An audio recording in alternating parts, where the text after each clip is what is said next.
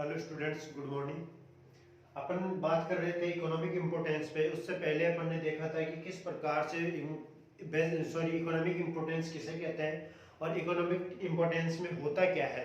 ठीक है, उसके बाद अपन ने देखा कि कुछ प्रोटोजोआ भी ऐसे होते हैं जो इकोनॉमिक इम्पोर्टेंस रखते हैं, यानी कि आर्थिक महत्व उनका होता है। और उसके अंदर अपन ने कुछ ऐसे प्रोटोजोआ देखे थे जो बेनिफिशियल प्रोटोजोआ की श्रेणी में आते हैं। जैसे कि अपन सामान्यतः अपनी या 21वीं सदी की बात करते हैं तो आज अपन कभी भी जब भी बैक्टीरिया के नाम सुनते हैं तो अपन को यही समझ में आता है कि protozoa is a harmful protozoa. लेकिन ऐसे प्रोटोजोआ भी होते हैं जिससे अपन को लाभ प्राप्त होता है। ठीक है, वो बात अपन पिछली क्लास में कर चुके थे। आज अपन जो बात करेंगे वो बात करेंगे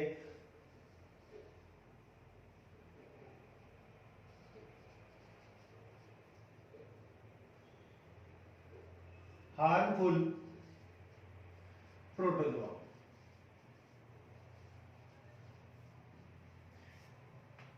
यानी कि ऐसे प्रोटोजोआ जो एनवायरमेंट में रहकर एनवायरमेंट को हानि पहुंचाते हैं, हार्मफुल प्रोटोजोआ कहलाते हैं। जिसके अंदर अपन सबसे पहले जो बात कर रहे थे वो था रिडक्शन इन सॉइल फर्टिलिटी। यानी कि ऐसे प्रोटोजोआ जो सोइल की फर्टिलिटी को कम करते हैं। और सोइल की फर्टिलिटी को कैसे कम करते हैं? क्योंकि ये उन जो ऐसे एलिमेंट्स जो सोइल की फर्टिलिटी को इंक्रीज करते हैं उनको कहते हैं फर्टाइल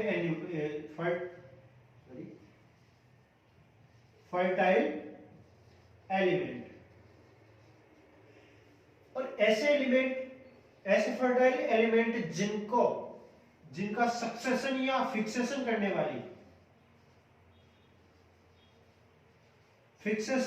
वाले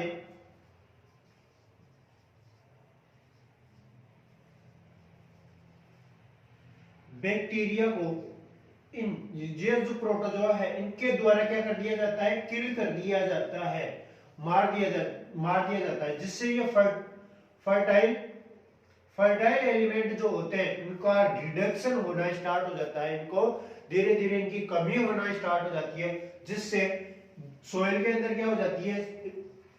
फर्टिलिटी धीरे धीरे रिड्यूस होने लग जाती है, कम होने लग जाती है। तो ये क्या करते हैं? जैसे ही जो अपन बात करते हैं नाइट्रोजन बेसिलस।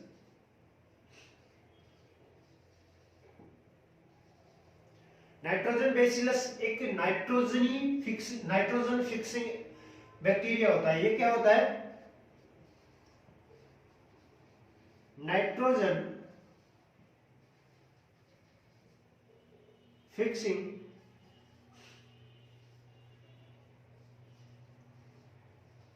बैक्टीरिया। ये बैक्टीरिया के इंटेस्टाइन के अंदर प्रोटोजोन्स होते हैं। और प्रोटोजोन्स कौन से? सीलिएटेड्स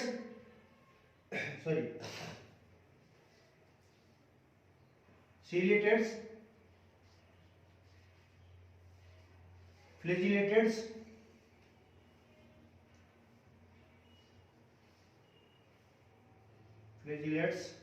एंड एक होता है राइजोपोडा या राइजोपोड्स।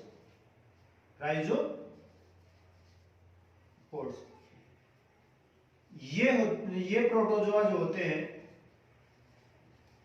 ये प्रोटोजोआ क्या करते हैं? इनके इंटेस्टाइन को डैमेज करते हैं। Damage of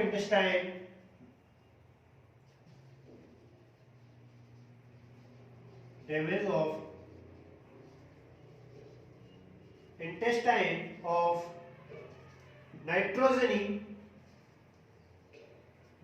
fixing bacteria, NFB। ठीक है, मैं शॉर्ट में लिख रहा हूं, फुल है। नाइट्रोजन फिक्सिंग बैक्टीरिया के इंटेस्टाइन को डैमेज करते हैं, जिसके कारण इनकी क्या हो जाती है? डेथ हो जाती है। और डेथ होने के कारण सोइल के अंदर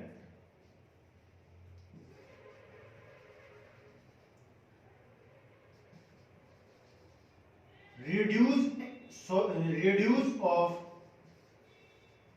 सोइल फर्टिलिटी, यानी कि ये जो सिलेटेड्स, फ्लैजिलेटेड्स और राइजोपोर्स जो होते हैं ये क्या करते हैं, नाइट्रोजन फिक्सिंग बैक्टीरिया जैसे कि बेसिलस की अपन बात करते हैं सामान्यतः, तो ये जिन पादपों की जड़ों में पाए जाते हैं उन जड़ों के अंदर ये फ्लैजिलेट्स और सिलेटेड्स या राइजोपोर्स जो होते हैं वहां पहुंचकर क्या करते हैं, ये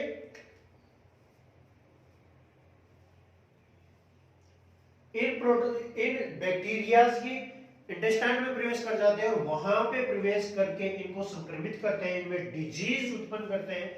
डिजीज उत्पन्न करने के कारण इनकी डेथ हो जाती है, संक्रमित हो जाती है।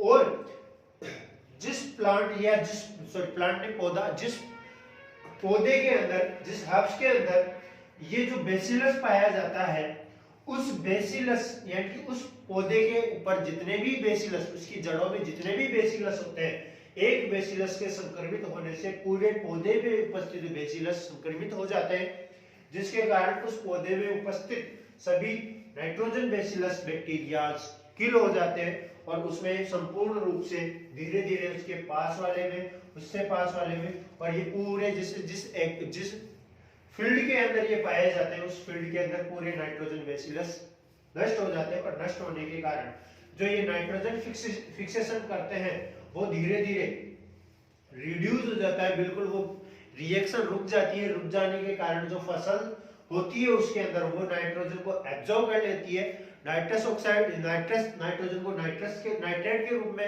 एब्जॉर्ब कर लेती है। नाइट्रेट के रूप में एब्जॉर्ब करने के बाद उस सॉइल में नाइट्रोजन कम हो जाता है, नाइट्रोजन की मात्रा कम हो जाती है और धीरे धीरे उसकी फर्टिलिटी भी कम होती जाती है। इसी प्रकार से जो अन्य एलिमेंट्स होते हैं और उनका फिक्सेशन करने वाले एलिमेंट्स होते हैं उनको भी ये धीरे धीरे नष्ट कर देते हैं।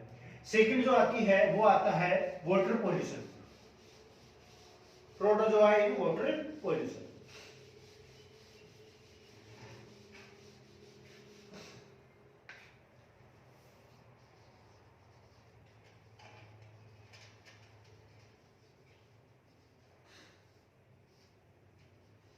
वाटर पॉल्यूशन यानी कि ऐसे बैक्टीरिया जो वाटर के अंदर रहकर या वाटर के कांटेक्ट में आके, पानी के कांटेक्ट में आके उसको क्या करते हैं, पोल्यूट करते हैं। वाटर पॉल्यूशन प्रोटोजोआ कहलाते हैं। ठीक है, इसके अंदर अपन बात करते हैं तो सामान्यतः जो आते हैं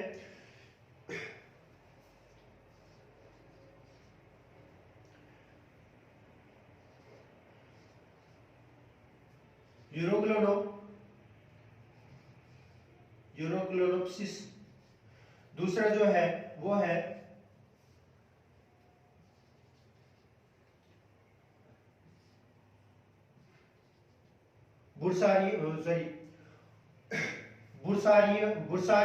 बुर्सारिया। अगला जो है वो है पेरिडिनियम। ये जो बैक्टीरिया होते हैं ये क्या होते हैं, मल में पाए जाने वाले प्रोटोजोन्स होते हैं जो पानी के संपर्क में आके उसको दूषित करते हैं।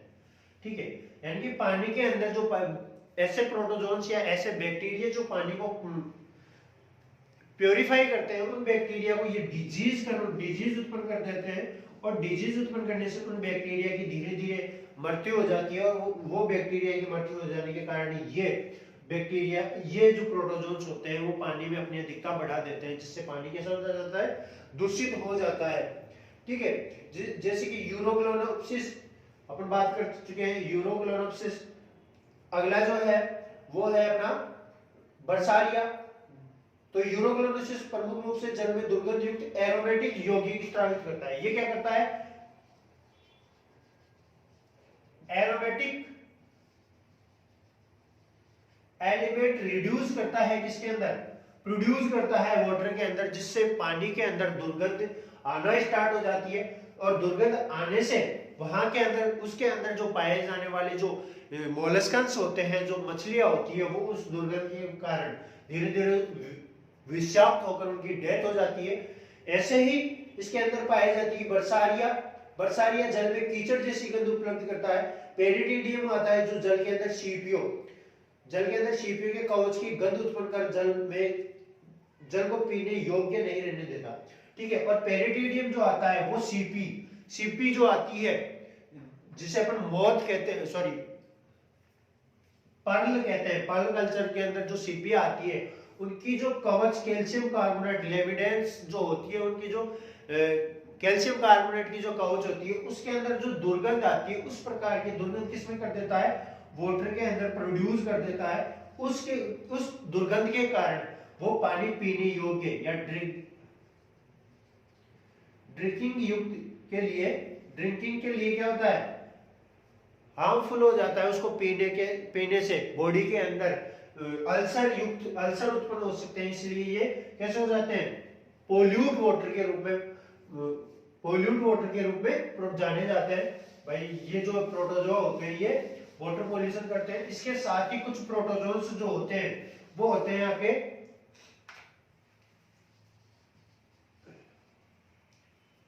नोक्टिल्यूका, अगला है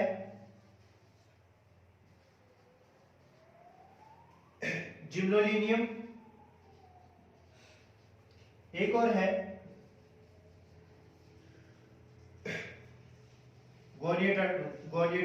गोनियलक्स,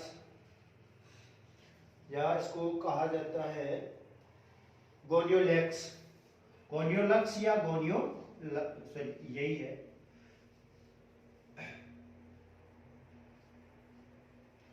गोनियोलक्स, ये गोनियोलक्स जो होते हैं ये क्या करते हैं, जल में इतने अधिक हो जाते हैं इन तीनों प्रोटोजोआ की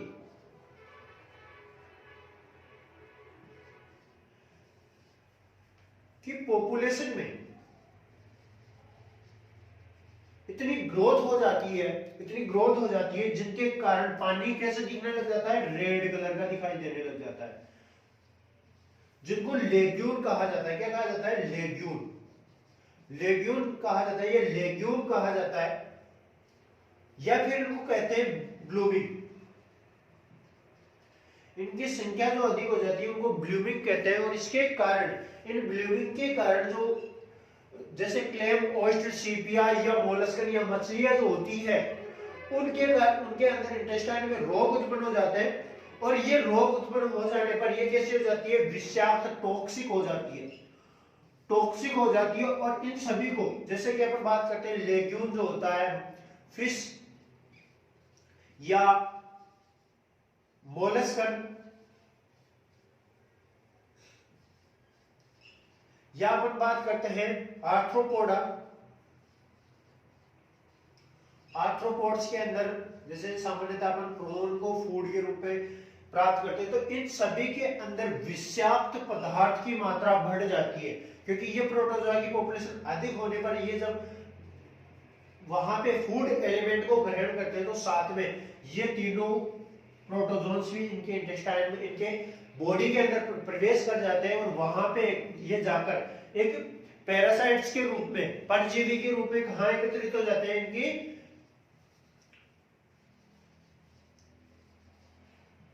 इंटेस्टाइन के अंदर एकत्रित हो जाते हैं, कलेक्ट हो जाते हैं, सेव हो जाते हैं। और यहां से जब इनको फूड के रूप में एज ए फूड के रूप में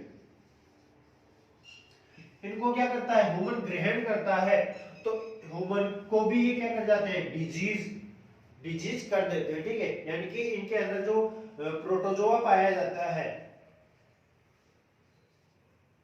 ये प्रोटोजोआ इनके इंटेस्टाइन में होता है। और इंटेस्टाइन में होकर जब फूड के रूप में ह्यूमन ग्रहण करता है तो ये कैसा हो जाता है, संक्रमित, या इनके अंदर डिजीज क्रिएट हो जाती है।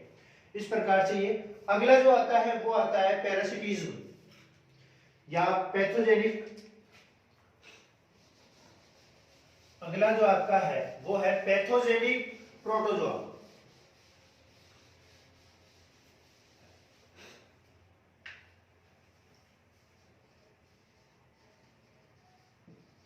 पैथोजेनिक प्रोटोजोआ यानी कि ऐसे प्रोटोजोआ सीधे ही किसी न किसी रूप में, या तो पैरासाइट के रूप में या परजीवी के रूप में एनिमल्स के ऊपर या एनिमल्स के अंदर पाए जाते हैं और वहां पे ये क्या करते हैं, डिजीज क्रिएट करते हैं, डिजीज क्रिएट करते हैं।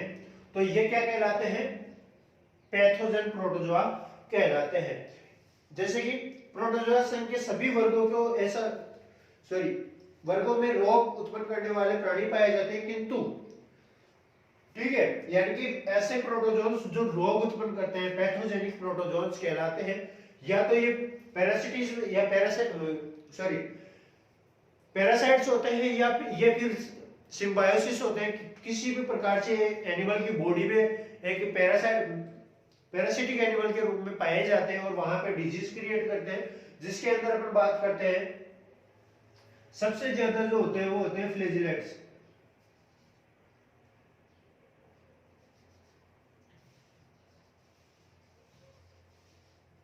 फ्लैजिलेट्स एंड एक होता है स्पाइरोजोआ। स्पाइरोजोआ, ये दो प्रोटोजोन्स ऐसे होते हैं जो बहुत अधिक मात्रा में क्या करते हैं, डिजीज उत्पन्न करते हैं। और इनके द्वारा जो डिजीज उत्पन्न की जाती है उनसे सामान्यतः अल्सर या चेचिस टाइप के जो होते हैं, जो अल्सर हो जाते हैं इंटेस्टाइन के अंदर, जो घाव होते हैं, उस प्रकार के रोग उत्पन्न होते हैं जो सामान्यतः जल्दी ठीक नहीं हो पाते। ठीक है,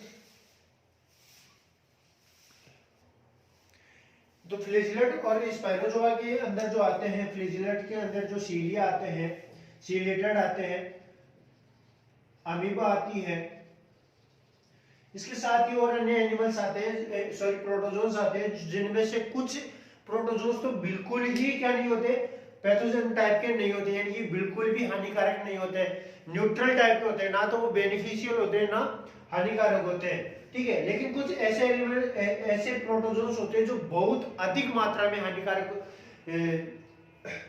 डिजीज उत्पन्न करते हैं। अब ऐसे कई प्रोटोजोन्स ऐसे होते हैं जो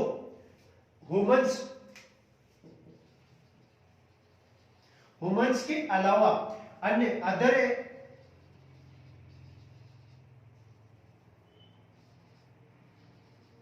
क्लास के एनिमल या अदर एनिमल्स के ऊपर भी ये पैरासिटिज्म के रूप में पाए जाते हैं, जिसे अपन सामान्यतः कहते हैं परजीविता। ठीक है, तो अगला जो अपने इसके अंदर जो टॉपिक है वो है पैरासिटिज्म इन प्रोटोजोआ।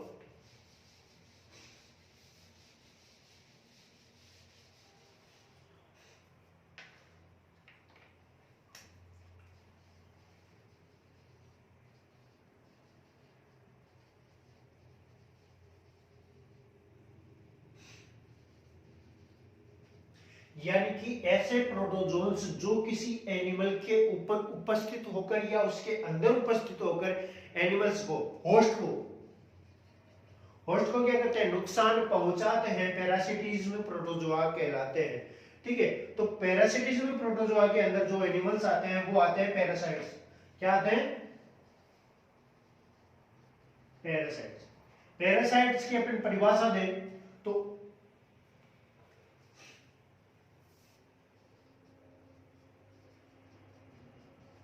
दो प्राणियों के बीच में ऐसा संबंध या पाए जाने वाला ऐसा संबंध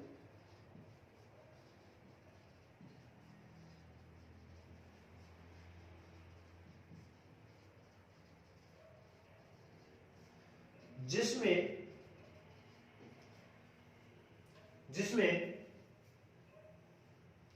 परजीवी कहलाने वाला प्राणी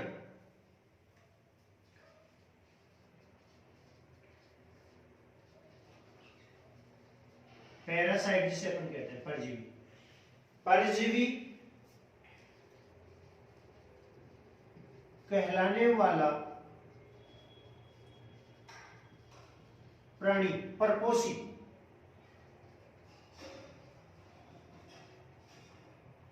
परपोषी, या इसको कहते हैं पोषक, इंग्लिश में कहते हैं होस्ट,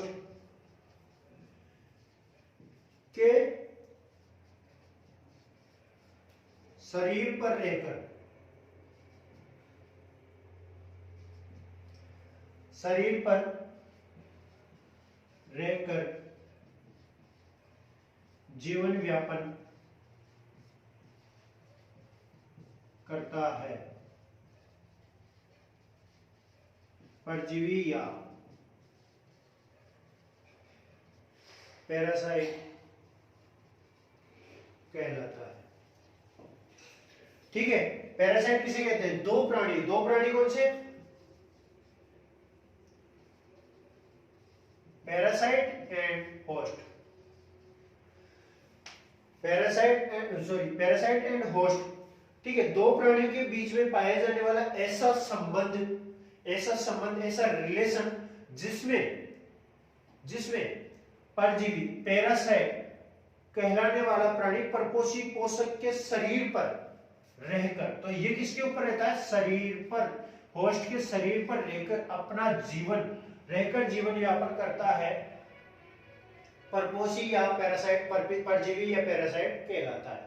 ठीक है, तो ये क्या कहलाता है? यहाँ पे पैरासाइट इसकी शरीर पर या इसकी बॉडी पर रहकर यहां से न्यूट्रिशन लेता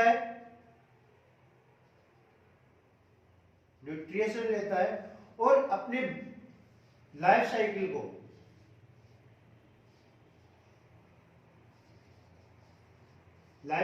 को आगे बढ़ाता है, यानी कि लाइफ साइकिल चलाता है। वो क्या कहलाता है? पैरासाइट कहलाता है।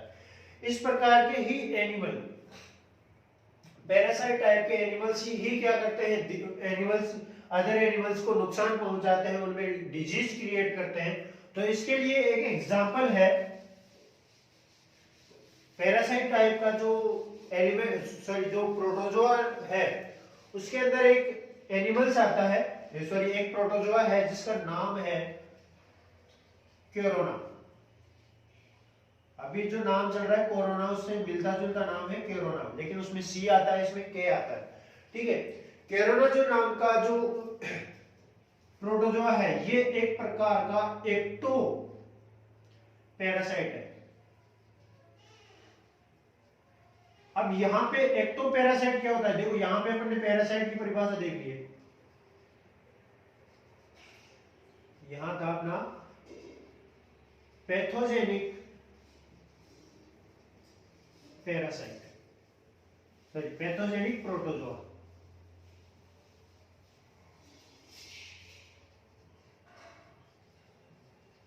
पैथोजेनिक प्रोटोजोआ के अंदर अपना था पैरासिटिज्म, चेंज कर देता हूं, एक तो खत्म होगी।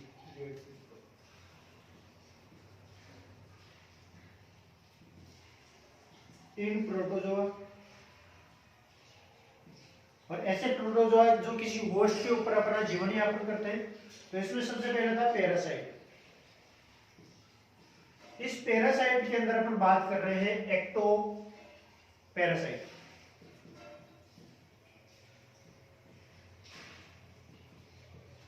पैरासाइट की परिभाषा मैंने पहले बता दिया था। ठीक है, अब बात कर रहे हैं अपन एक्टो पैरासाइट। तो इसमें लिखो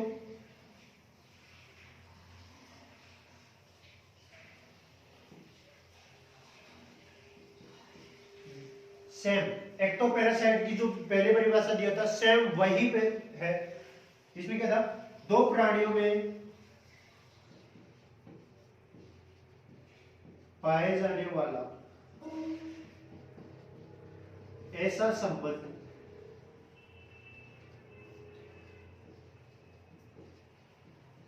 जिसमें पैरासाइट होस्ट की बॉडी पर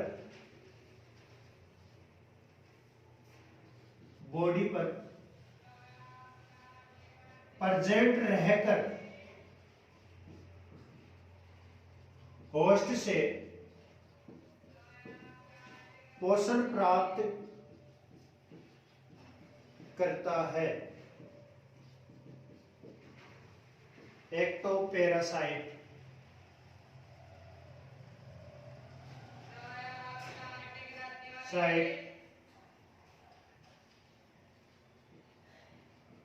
कहलाता है।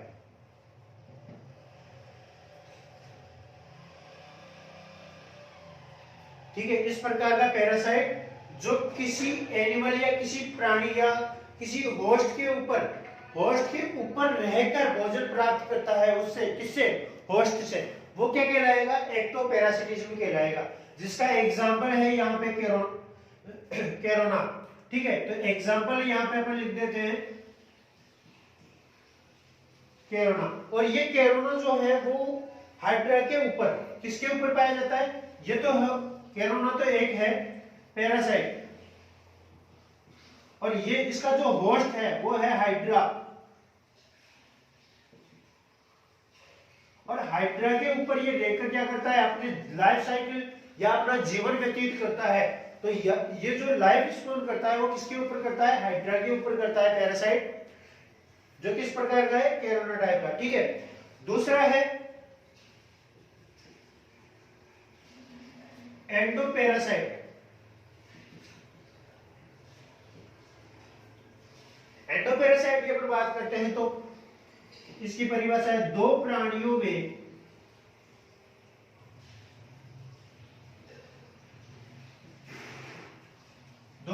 में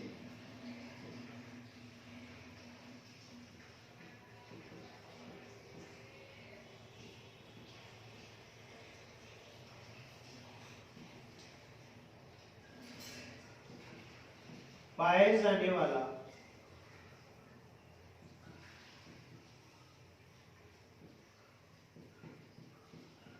ऐसा संबंध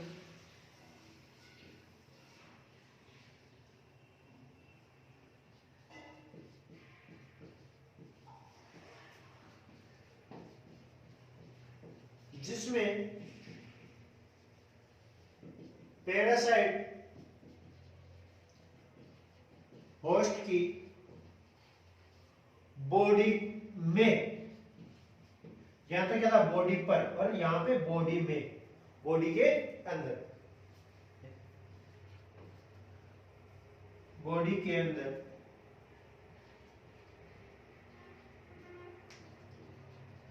रहकर होस्ट से पोषण प्राप्त करता है तथा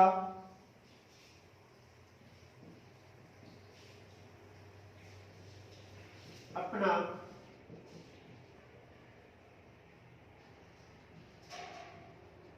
जीवन यापन करता है।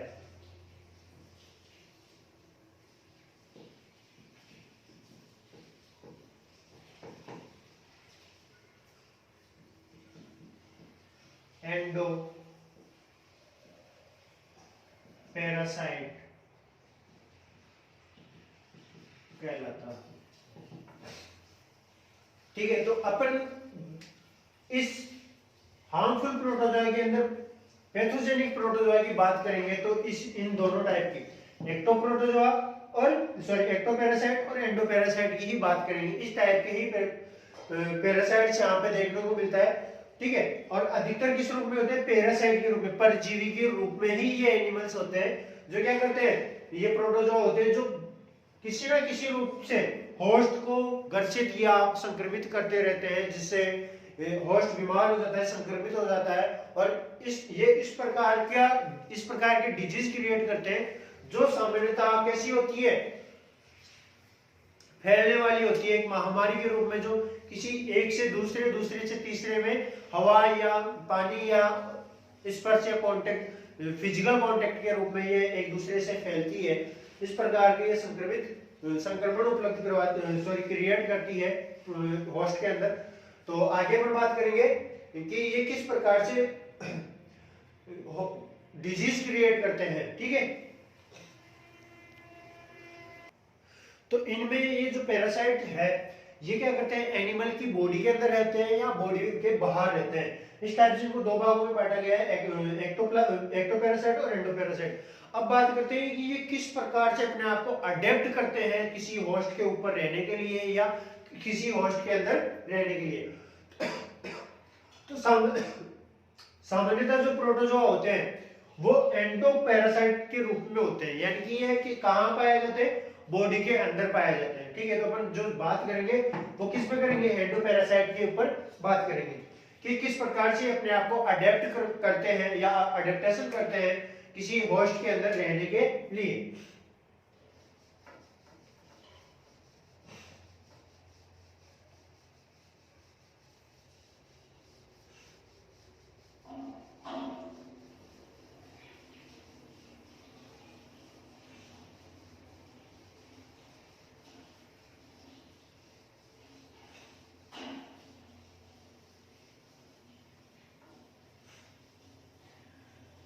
तो अगला जो टॉपिक है अपना था पैरासाइट के बाद में है पैरासिटिक अडेप्टेशन। पैरासिटिक अडेप्टेशन के अंदर जो पहला आता है वो आता है लोकोमोशन टाइप का, लोकोमोशनरी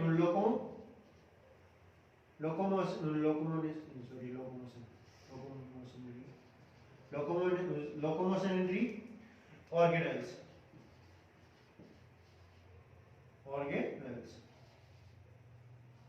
अब ठीक है, लोकोमोशनरी ऑर्गेनल्स की अपन बात करते हैं तो ये जो ऑर्गेनल्स होते हैं ये इनमें धीरे धीरे क्या हो जाते हैं, डिस्ट्रॉय हो जाते हैं। क्यों हो जाते हैं, क्योंकि जो प्रोटोजोआ होते हैं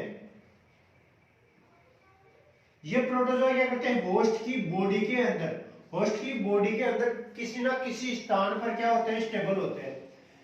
अब स्टेबल रहकर ये क्या करते हैं, अपने लाइफ साइकिल को सुचारू बनाए रखते हैं। सुचारू बनाए रखने पर इनको यहाँ पे लोकोमोशन ऑर्गन की इनको आवश्यकता नहीं पड़ती, उनका उपयोग नहीं लेते और उपयोग नहीं लेने के कारण धीरे धीरे क्या हो जाते हैं, डिस्ट्रॉय हो जाते हैं। और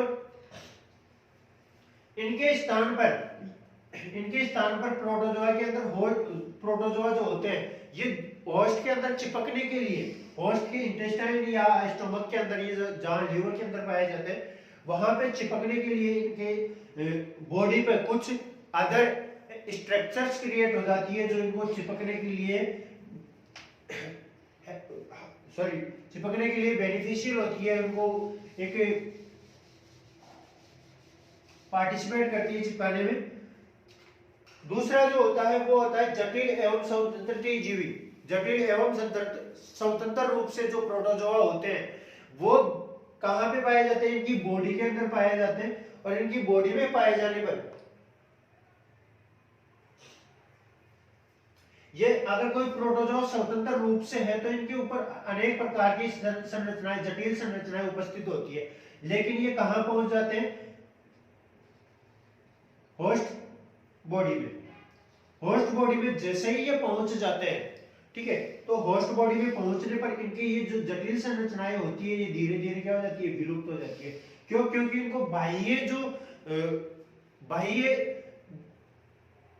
जो बाहर की तरफ से जो होने वाले खतरे होते हैं वो धीरे धीरे क्या हो जाते हैं, नष्ट हो जाते हैं। नष्ट होने के कारण ये इनके बॉडी के अंदर भी चेंज आ जाता है और चेंज होने से इनमें जो जटिल या कॉम्प्लेक्सिटिव स्ट्रक्चर पाई जाती है वो धीरे धीरे क्या हो जाती है, नष्ट हो जाती है। साथ ही जो अगला है वो है आपके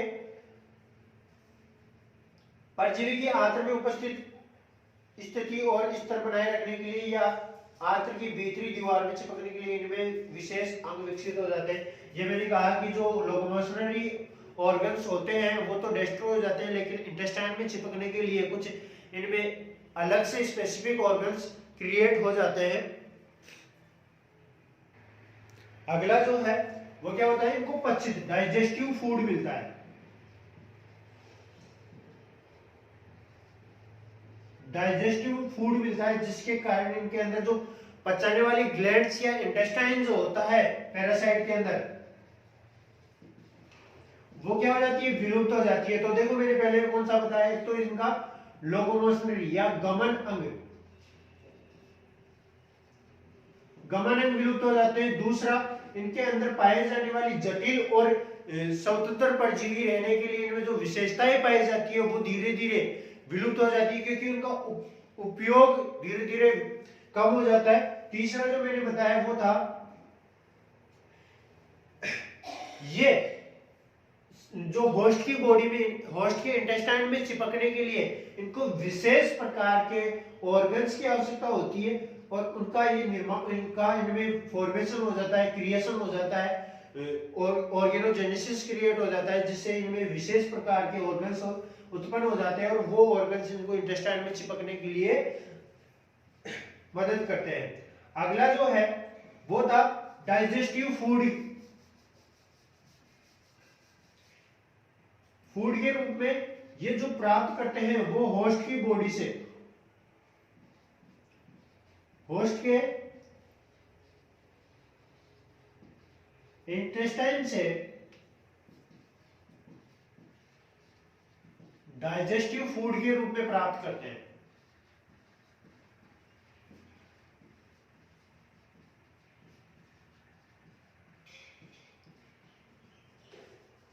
प्राप्त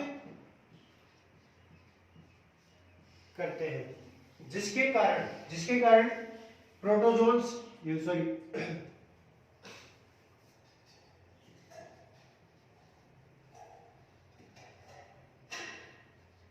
प्रोटोजोन्स के अंदर पाए जाने वाले इंटेस्टाइन या डाइजेस्टिव ग्लैंड्स क्या हो जाती है, विलुप्त हो जाती है। अगला जो है फिफ्थ, वो ये है कि ये पैरासाइट्स जो होते हैं ये कहां पाए जाते हैं,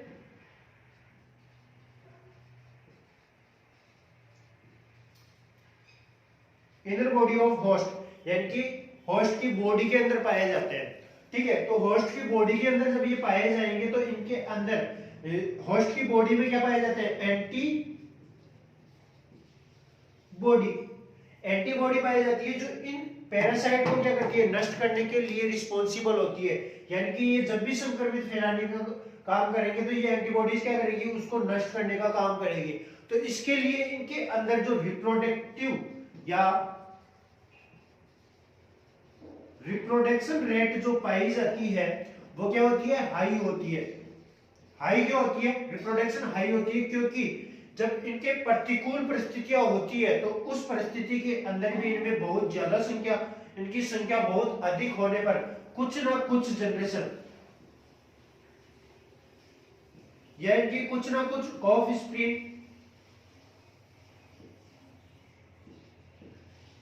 ऑफस्प्रिंग बच जाती है, जो क्या करती है, अपनी जनरेशन को आगे बढ़ाने के लिए रिस्पॉन्सिबल होती है। यानी कि ये जो ऑफस्प्रिंग बच जाती है एंटीबॉडीज से, वो क्या करती है, अपनी न्यू जनरेशन क्रिएट करती है, आगे की संतति को बढ़ाती है। अगला जो आता है सिक्स्थ टाइप का, वो आता है परजीवी को यदि परपोषी पर निर्भर रहना पड़े। तो अपन जानते हैं कि जो परपोषी या जो पैरासाइट्स होता है वो किस पर निर्भर रहता है, पैरासाइट के ऊपर निर्भर रहता है, सॉरी होस्ट के ऊपर निर्भर रहता है। पैरासाइट जो होता है वो होस्ट के ऊपर निर्भर रहता है। तो यदि रहना पड़े तो जंतु का अस्तित्व ही संदिग्ध हो सकता है। यानी कि अपन कहे कि ये पूर्ण रूप से सभी किस पे, होस्ट के ऊपर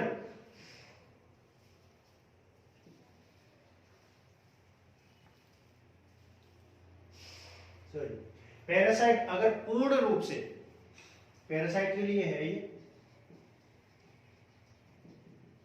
पैरासाइट अगर पूर्ण रूप से किसी होस्ट के ऊपर ही निर्भर करे, एक होस्ट के ऊपर, तो इस होस्ट का जो जीवन है वो पूर्ण रूप से संकट में आ सकता है।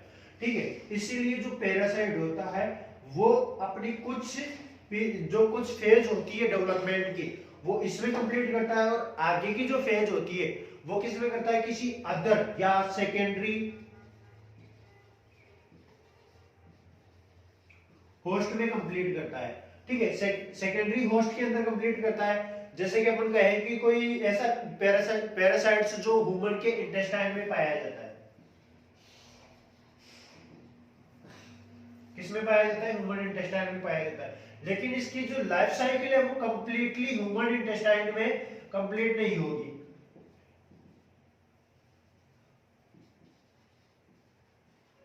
ह्यूमन इंटेस्टाइन में कंप्लीट नहीं होगी, इसको दूसरे सेकेंडरी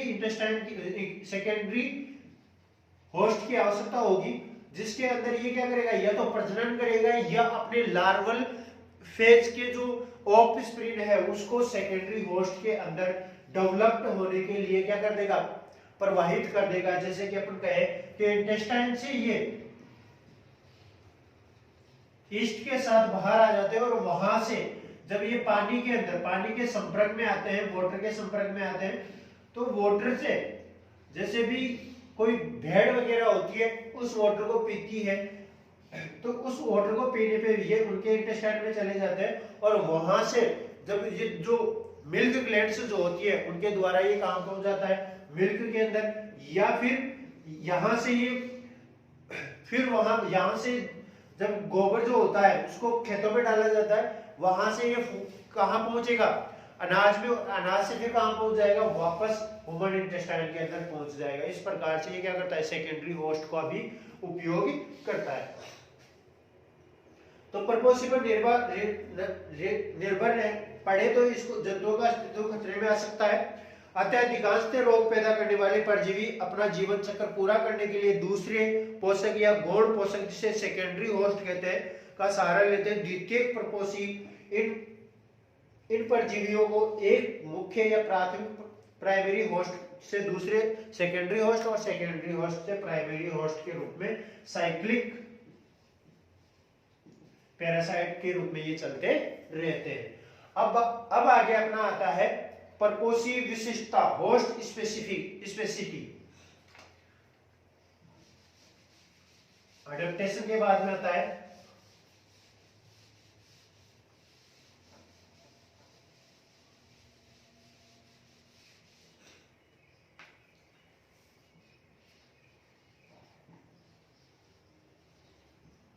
स्पेसिएटी,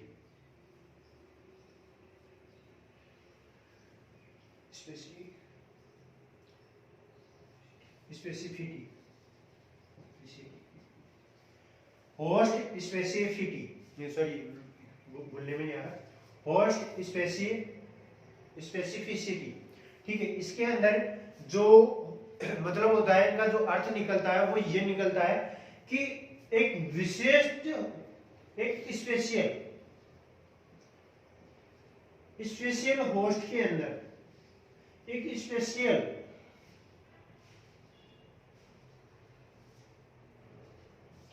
स्पेशियल पैरासाइट पाया जाता है।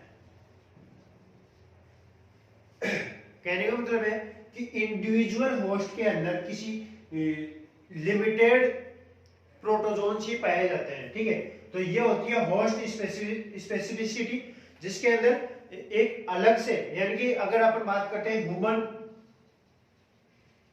तो ह्यूमन क्या होता है, एक होस्ट के रूप में होता है, जिसे अपन गौण परपोषक भी कहते हैं या सेकेंडरी होस्ट कहते हैं। क्योंकि कोई भी जो पैरासाइट जो होता है वो डायरेक्ट कहां नहीं पहुंचता, ह्यूमंस के अंदर नहीं पहुंचता, ये किसी ना किसी प्राइमरी होस्ट के द्वारा ही इसके अंदर, ह्यूमंस के अंदर पहुंचता है। इसीलिए अधिकतर अपन जो कहते हैं वो कहते हैं सेकेंडरी होस्ट, ह्यूमन को सेकेंडरी होस्ट माना जाता है। तो इसके अंदर जो पाए जाने वाली पैरासाइट्स होती है वो डिफरेंट टाइप की होगी। ठीक है, ऐसे ही अपन बात करें कि जो व्हेल मछली है, इसके अंदर पाए जाने वाली जो पैरासाइट्स होगी वो क्या होगी, जो पैरासाइट होगा वो डिफरेंट टाइप का होगा। इस प्रकार से ये पाई जाती है होस्ट स्पेसिफिसिटी। ठीक है, तो इसके आगे पर जो इसमें होस्ट परपोसी विशेषता जो बात कर रहे हैं वो अपन नेक्स्ट क्लास में बात करेंगे। इसका डिटेल जो पढ़ेंगे वो नेक्स्ट क्लास में पढ़ेंगे। अभी अपन ने यहां तक कंप्लीट कर लिया पैरासिटिक अडेप्टेशन। पैरासिटिक अडेप्टेशन के बाद अपन बात करेंगे होस्ट स्पेसिफिसिटी। ठीक है।